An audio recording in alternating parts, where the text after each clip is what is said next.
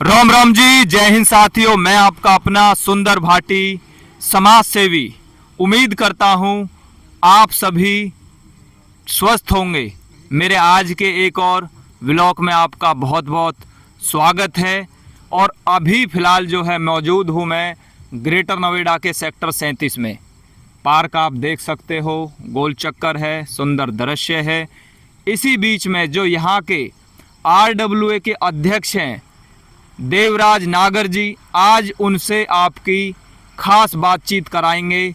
Sector के बारे में चर्चा होंगी और उनकी सुनेंगे कि उनकी जो रुचि है समाज के लिए, क्या रुचि और कैसे ये किस टाइप से आए। तो मिलते हैं अध्यक्ष जी से, जो यहाँ के अध्यक्ष हैं। चलते हैं साथियों।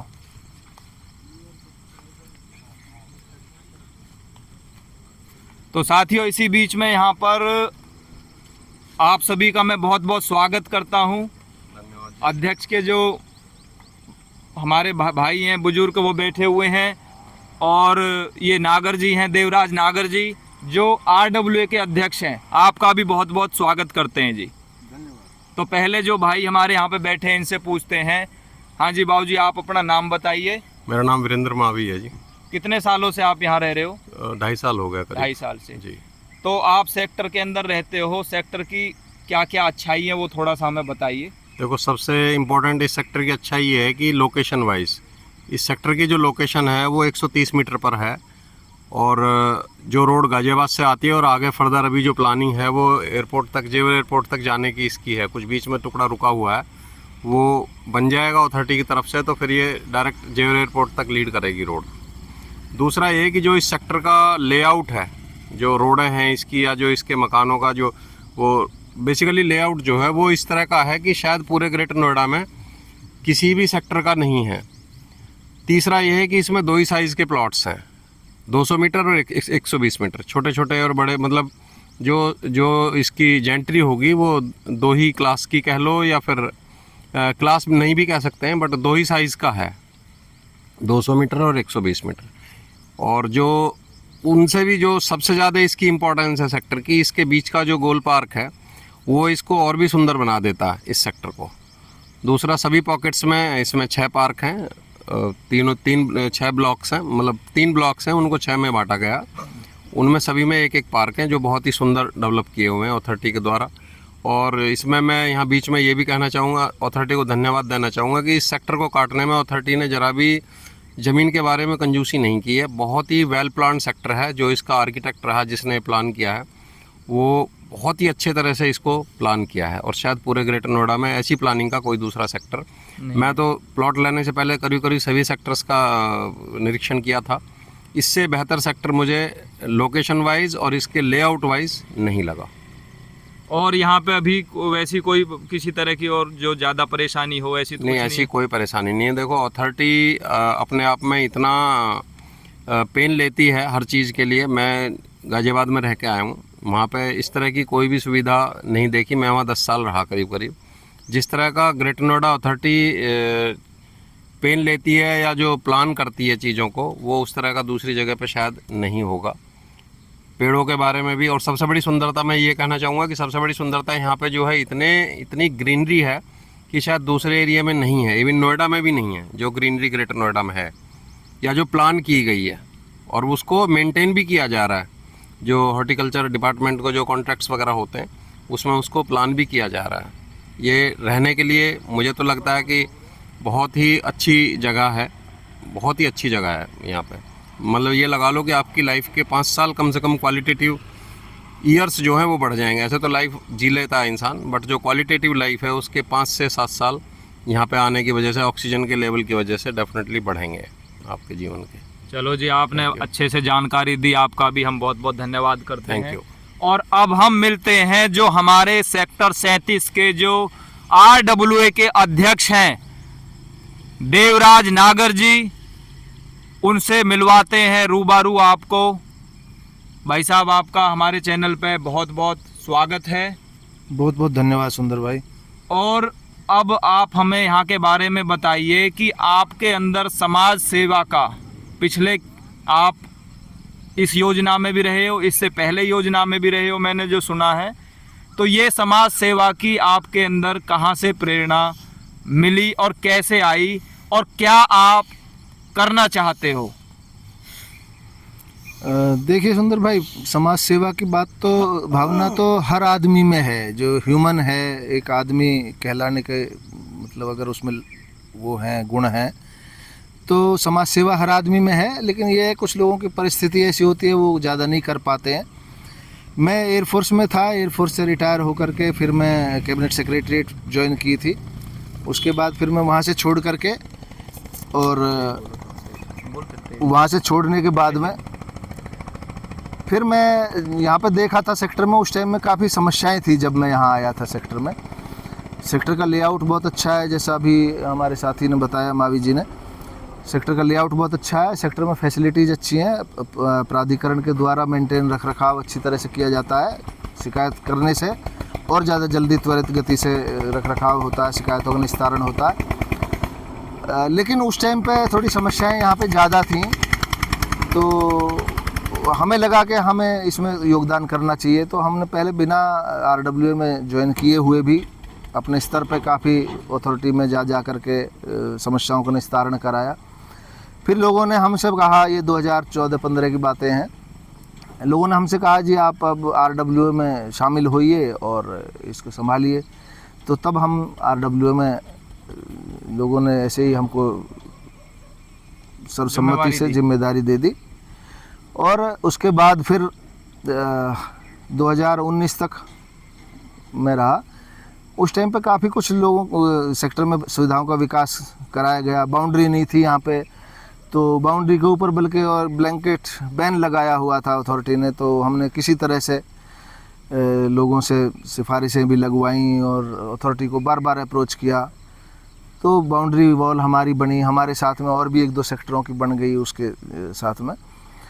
और सर्विस रोड हमारे गेट नंबर 1 की तरफ नहीं थी, उसको हमने वहाँ अथॉरिटी में बार बार मुद्दा उठाया और सर्विस रोड बनवाई। बाकी जो फैसिलिटीज़ थी काफ़ी सारी उनको कराया। उसके बाद फिर 2019 में हमने कहा यार काफ़ी दिन हो गए, नए लोगों को भी आना चाहिए। तो हमने स्वेच्छा से पदत्याग करके चुनाव कराया। चुनाव में दूसरे हमारे एक साथी हैं जय सिंह भाटी, हमारे सेक्टर के वासी हैं, उनको निर्विरोध सेक्टर वासियों ने बना दिया। फिर कोरोना आ गया, नहीं हुआ, चुनाव नहीं हुआ, निर्विरोध बनाया गया।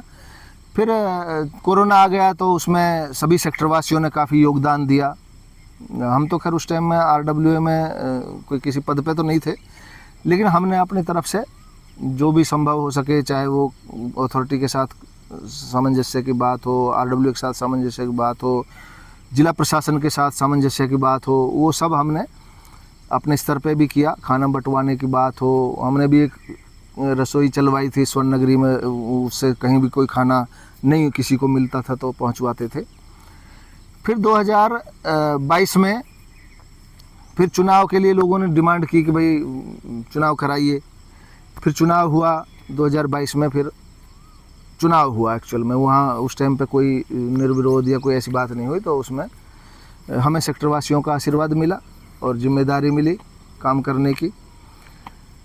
तब से अब तक हम पूर्ण समर्पित भाव से काम कर रहे हैं। ये जो हम देख रहे हैं बड़ा गोल चक्कर है, इसको आप अगर दिखा सकें तो हमारे सेक्टर की ये एक बड़ी उपलब्धि है, बड़ी शान की बात है कि हमारे यहाँ पे जैसा ये गोल चक्कर है वैसा और किसी सेक्टर में नहीं है।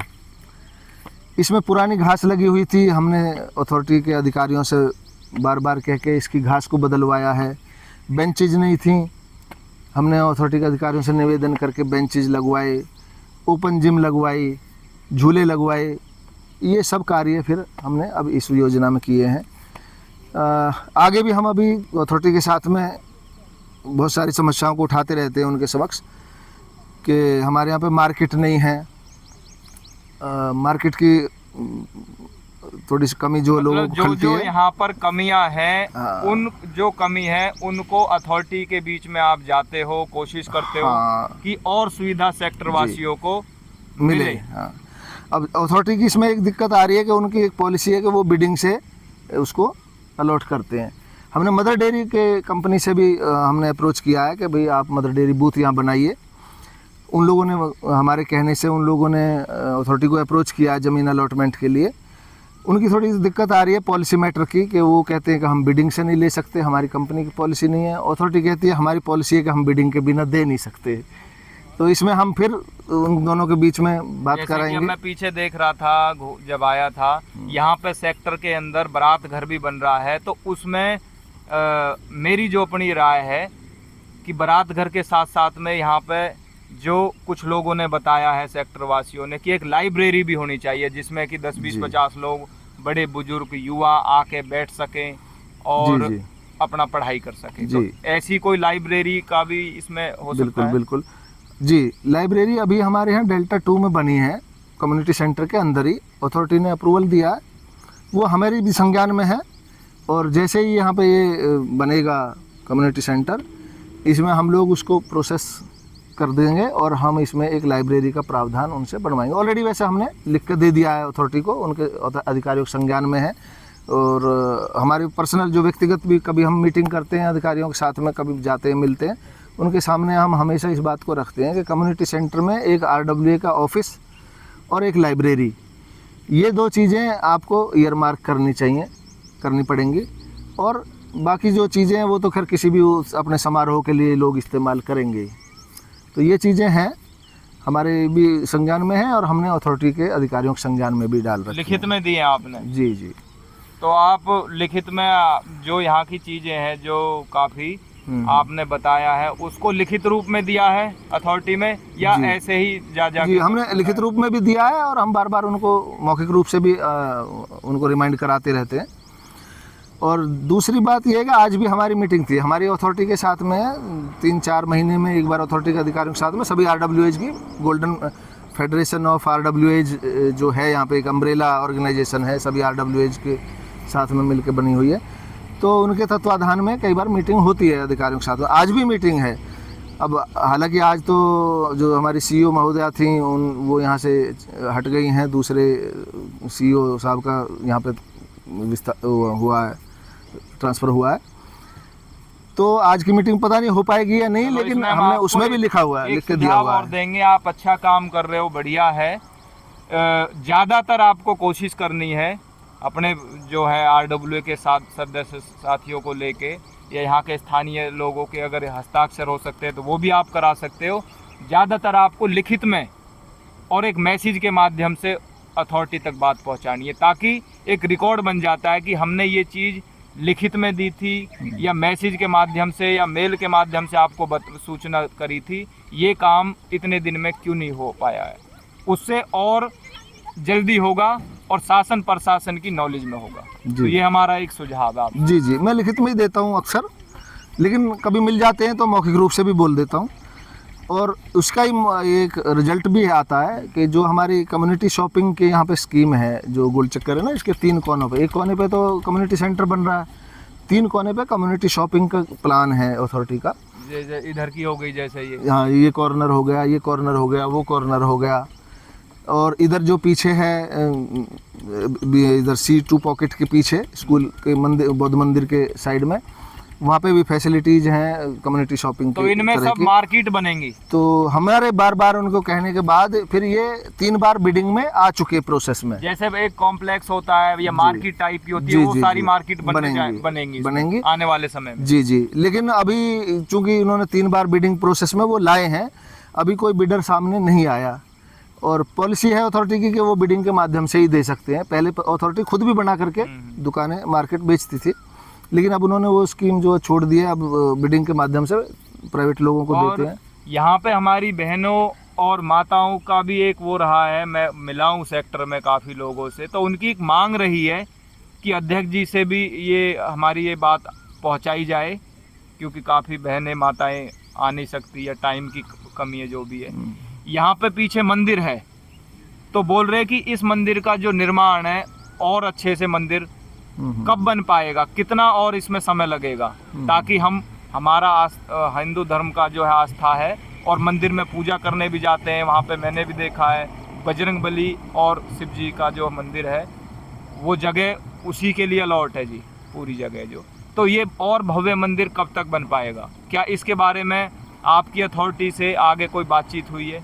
जी, हमारी अथॉरिटी से कई बार बात हुई है इस बारे में, और इसमें अभी नहीं, करीब 6-7 साल पहले ये मंदिर समिति के नाम से हमने एक अलग से संस्था बनवाई थी। जब हम पहले RWA में थे 2019 से पहले, तब हमने यहाँ पे एक मंदिर समिति के नाम से अलग से एक संस्था बना करके पूरी उनको ऑटोनॉमी दी थी अपनी तरफ से, कि हालांकि हम उस हैसियत में नहीं है कि हम किसी को ऑटोनॉमी दे सके, तो भाई सरकार का प्राधिकरण का काम है।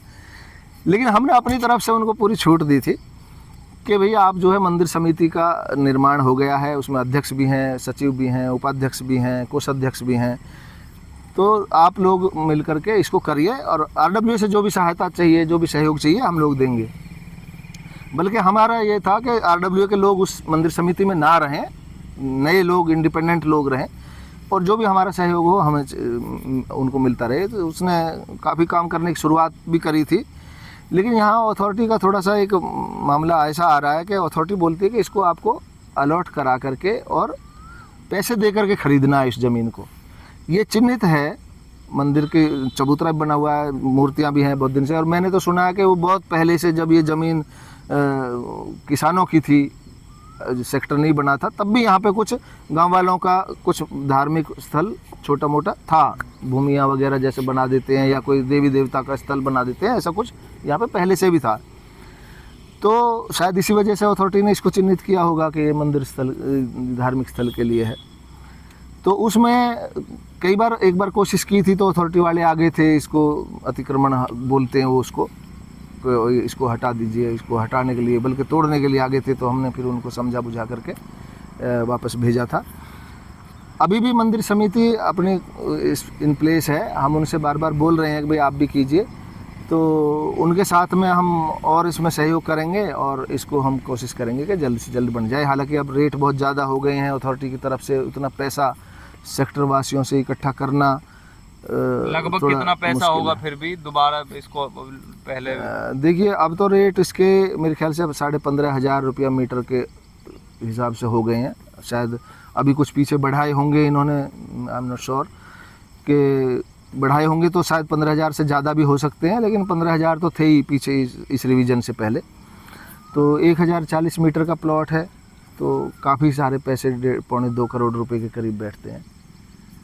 तो चलो, इसमें जितना भी हो सकता है कोशिश करिए, क्योंकि भव्य मंदिर अच्छा बन जाएगा। मैंने और सेक्टरों में भी देखा है, तो अच्छा रहेगा हमारी बहनों माताओं के लिए, हम सभी के लिए, पूजा पाठ के लिए, और एक सही रहेगा। दूसरी बात यह है कि यहाँ पर आप कोई बड़ा स्कूल नहीं है जी? नहीं, स्कूल है यहाँ पे, 12th तक का स्कूल है, समसारा स्कूल लेफ्ट साइड में है, सेक्टर के अंदर ही। हाँ, सेक्टर के अंदर है, पर वो उसकी ओपनिंग सर्विस रोड की तरफ है। अच्छा, इधर से गाड़ी वाड़ी नहीं जा सकती? नहीं, गाड़ी जाने से कोई मतलब फ़ायदा भी नहीं है, उनके बाहर से बाहर ही चली जाती हैं, तो वो एक अच्छी बात है। सारा स्कूल है यहाँ पे एक 12th तक का। हाँ, एक प्ले स्कूल भी है यहाँ पीछे, गोल चक्कर के पास ही है ये। तो यहाँ के जो स्थानीय लोग हैं, उनका आपको भरपूर समर्थन मिल रहा है, सहयोग मिल रहा है? हाँ, देखिए, सारे सेक्टर के लोगों ने हमको बड़ा प्यार दिया, स्नेह दिया, बहुत आशीर्वाद दिया, तभी हमको ये जिम्मेदारी दोबारा से दी। मेरी इच्छा नहीं थी, बल्कि क्योंकि मैं चाहता था कि सेक्टर से बाहर जाऊं, कुछ और बड़ी कोई सोशल ऑर्गेनाइजेशन है उनको ज्वाइन करके उनके साथ में थोड़ा और बाहर के स्तर पर काम करूं। लेकिन सेक्टर के ही लोगों ने, बहुत सारे लोगों ने हमसे कहा कि नहीं, आप आइए, क्योंकि बीच में कोरोना की वजह से, प्लस कुछ हर एक आदमी की देखिए काम करने की शैली अलग अलग होती है। कुछ लोगों को ये महसूस हुआ कि नहीं, आपको आना चाहिए, तो तब हम लोग यहाँ आए, लोगों ने हमको समर्थन दिया, जिम्मेदारी दी। और बाकी हर सेक्टर में, हर ऑर्गेनाइजेशन में देखिए कुछ ना कुछ 2-4-10% ऐसे लोग होते हैं जो आप कितना भी अच्छा कर लीजिए तो निगेटिव ले लेते हैं कई बार। वो तो खैर होता है, आप अपना काम करते रहिए कई बार। और ये जो 2 गार्डों के लिए गार्ड रूम जो बन रहे हैं, वो लगभग कब तक बन जाएंगे? गार्ड रूम के लिए एक्चुअली हमारे पास में फंड थे, बल्कि वो फंड हमने ईयरमार्क तो किसी और चीज़ के लिए किए थे। हम चाहते थे कि इनको अथॉरिटी से ही किसी के माध्यम से बनवा दिया जाए, लेकिन हमारे ही कुछ साथियों ने मिल करके उसमें कहा कि नहीं, हम तो इधर इसी से बनाएंगे। वो फंड जो हमने रखा था, हमने सीसीटीवी कैमरे के नेटवर्क के लिए रखा था। सोच रखा था कि भाई इसमें से केबल ले आएंगे और सीसीटीवी कैमरा का नेटवर्क बना देंगे पूरे सेक्टर में। लेकिन वो पैसा यहाँ गार्ड रूम में लग गया। वो गार्ड रूम भी थोड़ा ठीक से नहीं बन पाया। कुछ लोगों का कुछ रहता है भाई किस तरह से उनका काम किया उन्होंने, बल्कि हमारी सहमति के अलग ही ये काम शुरू किया था, क्योंकि हमने ये सोच रखा था कि भाई जो काम जिसका है, कोषाध्यक्ष का है तो कोषाध्यक्ष कोष को संभाले, सचिव का है तो सचिव सचिव का काम करे, हम अध्यक्ष हैं तो हम अध्यक्ष का काम करें, और दूसरे लोग हैं पदाधिकारीगण हैं वो सब अपना काम करें। मतलब जिसका जो काम था उन्होंने अपना काम तरीके से नहीं करा, किया। इसकी वजह से इसमें बहुत ज्यादा देरी हो रही है। पर आने वाले अब दिनों वो में अथॉरिटी ने बोला है कि जो गेट नंबर 1 पे है उसको तोड़ करके दोबारा बनाना पड़ेगा। गेट नंबर 3 पे जो है वो इन प्लेस है, वो किसी दूसरे लोगों से हमने ही बनवाया बाद में, और उसमें पैसा भी कम लगा है, वो बना भी अच्छा है। लेकिन हम तो फिर भी कह रहे हैं कि जो लोग हैं भाई इसमें कुछ व्यवधान डालना चाहते हैं, कुछ ऐसी चीज़ें हैं 2-4% हमारी कुछ टीम के भी लोग हैं उसमें, हालांकि उनको हटाने की प्रक्रिया हो गई, वो हट भी गए हैं मेरठ से, लेकिन फिर भी कुछ उनके दिमाग में कुछ है। चलो उसके लिए भी लेकिन उसके लिए हम उनसे फिर आपके चैनल के माध्यम से निवेदन करते हैं कि मेन स्ट्रीम में आइए, आप सही तरीके से सही सोच के साथ में काम करिए, सेक्टर का विकास करिए। सेक्टर के विकास में ही हम सबका विकास है। चलो बहुत अच्छे से आपने हमें बताया। तो जैसे आप यहाँ के अभी फ़िलहाल प्रेजेंट में अध्यक्ष हो, तो आपके पास तो आसपास में अपना यहाँ से काफ़ी फ़ोन भी आते होंगे, मैसेज भी आते होंगे, और बहुत सारी चीज़ों को आप कैसे हैंडल करते हो? आपकी एज से मैं देख रहा हूँ कि भाई जिम्मेवारी भी अब आपके पास में बहुत ज़्यादा है, घर को भी देखना होता है, तो इनको कैसे मैनेज करते हो? जी, ये दरअसल मैनेज करना तो क्या, हम तो फ़ौज में रहे और हमने ये देखा है जो जिम्मेदारी मिलती है फ़ौज से ही, फ़ौज से हम ज़्यादा मतलब हमारा जो व्यक्तित्व है वो ज़्यादा बना है फ़ौज से। हम तो 17-18 साल की उम्र में फ़ौज में चले गए थे, एयरफोर्स में।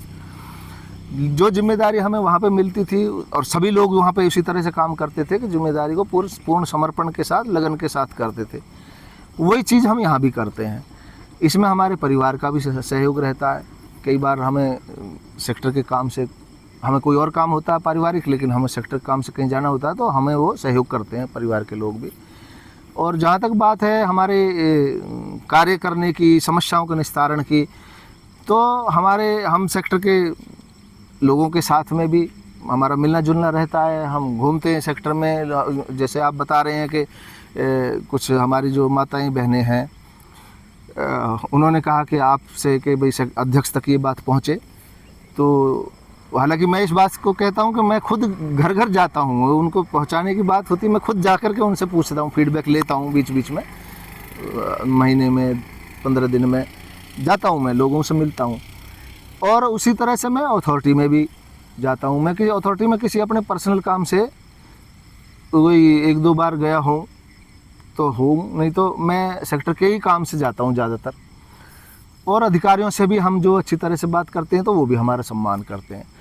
बहुत सारी चीज़ें, हमारी समस्याओं का निस्तारण हमारे फ़ोन से ही हो जाता है। हमें कोई फ़ोन करता है, हम आगे फ़ोन कर देते हैं, हमें जाने की भी ज़रूरत नहीं पड़ती।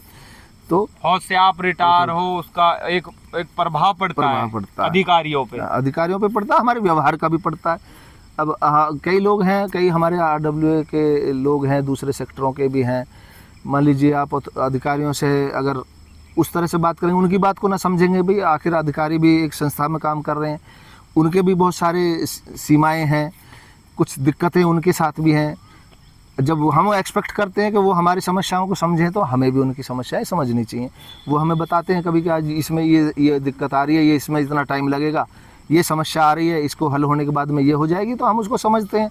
और उस चीज़ का प्रभाव ये पड़ता है कि वो उसको भरसक, जैसे ही वो व्यवधान हटता है, वो सबसे पहले फिर हमारे जो हमारा जो निवेदन है उस पर काम करते हैं। अधिकारियों के अलावा MP MLA जो यहाँ के हैं उन तक भी कोई बात पहुँचती है? जैसे कई बार कोई समस्या है, उसका समाधान नहीं हो पा रहा है, तो वो भी इसमें शामिल होते हैं अगर आपकी बात वहाँ पहुँचती है MP MLA के पास में, या बुलाते हो आप उनको भी, जो यहाँ के क्षेत्र के या लोकसभा के जो हमारे यहाँ के प्रतिनिधित्व कर रहे हैं, क्या वो आते हैं?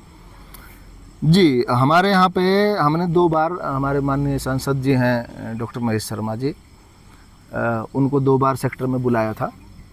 और जो ये हमारे जो सेक्टर है ये जेवर विधानसभा में आता है, तो हमारे माननीय विधायक जी हैं वो भी आते रहते हैं बीच बीच में।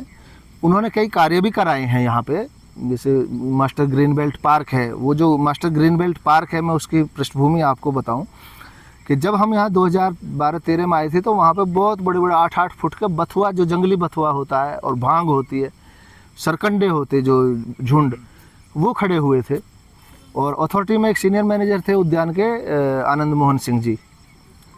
तो हम उनको बार बार बोलते थे कि जब तो मैं बल्कि RWA में था भी नहीं, लेकिन मैं कभी जाता था तो मैं उनको बोलता था कि सिंह साहब इसको थोड़ा हमारे गेट नंबर 1 पे ही है, बड़ा ख़राब लगता है, इसको आप कराइए।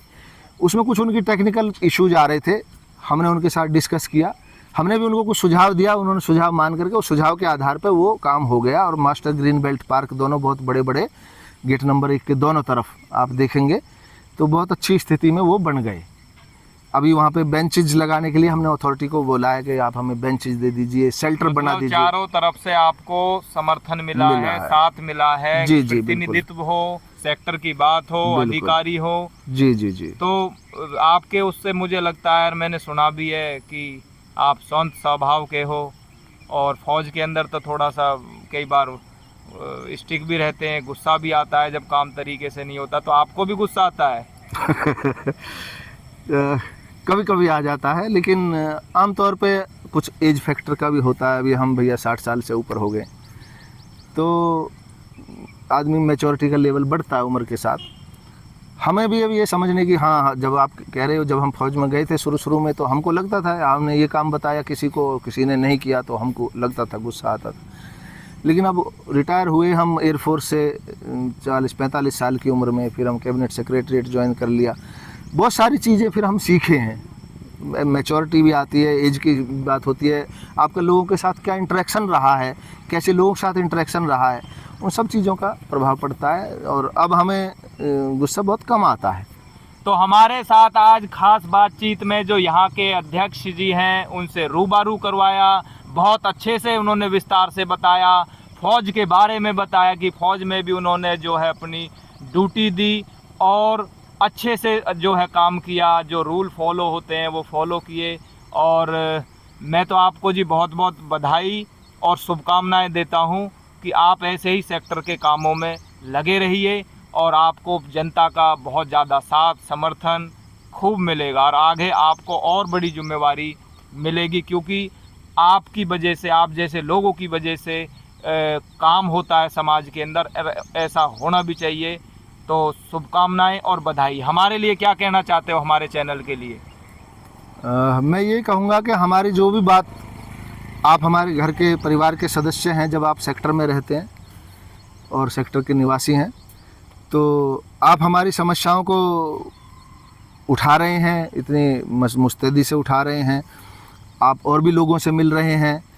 हम तो चलिए, आप RWA के पदाधिकारी होने के नाते आप आए, लेकिन आपने, मैंने देखा है, सुना भी है कि आप लोगों से बहुत मिल रहे हैं सेक्टर में, तो आपको ऑन ग्राउंड जो धरातल पे जो समस्याएं हैं उनका जानकारी आपको भी मिल रही है, और हम भी अपनी समस्याएं आपके चैनल के माध्यम से और बहुत सारे लोगों को जो ऊपर उच्च अधिकारी बैठे हैं उन तक भी पहुंच सकती है हमारी बातें, और समस्याओं के निस्तारण में हमें हेल्प मिलेगी आपकी, मुझे ये उम्मीद है। और मैं ये समझता हूँ कि हमारे जितने भी सेक्टरवासी हैं या जितने भी हमारे मित्र बंधु हैं, मैं सबसे अपील करूँगा कि आपके चैनल को सब्सक्राइब करें, और उस चैनल के माध्यम से हम अपनी समस्याओं को और आगे, हाँ, ये इनका जो चैनल है वो सुंदर भाटी ब्लॉग के नाम से है यूट्यूब पे। तो इस चैनल को सब्सक्राइब करके इसके माध्यम से हम अपनी समस्याओं को, सभी लोग मिल करके, सामूहिक रूप से भी, इंडिविजुअल समस्याओं को भी हम निस्तारण करने में इनके चैनल की मदद ले सकते हैं। और मैं तो फिर से अपील करूंगा कि इसको आप सब्सक्राइब करें सभी, और इस पर इसका ज़्यादा से ज़्यादा हम सदुपयोग करें। हमारे बीच में हमारे बहुत प्रतिभाशाली हमारे साथी हैं, तो जिस काम को ये कर रहे हैं ये भी एक बहुत बड़ा काम है, और बहुत बड़ा मेहनत का काम है, करेज का काम है। अब कई बार आपको जो चीज़ें नहीं आप कह सकते हैं आम आदमी के तौर पे, लेकिन आपको एक पत्रकारिता की तरह कर रहे हैं तो उसमें आपको कई चीज़ें कहनी पड़ती हैं। तो ये बड़ा करेज का काम भी है। तो मैं फिर से कहूँगा कि आप इसको सभी लोग सब्सक्राइब करें, हमारे सभी साथी। बहुत बहुत आपका धन्यवाद। ठीक है साथियों, धन्यवाद सुंदर वीडियो को ज़्यादा से ज़्यादा शेयर, कमेंट और लाइक करना। सभी भाइयों को राम राम जी।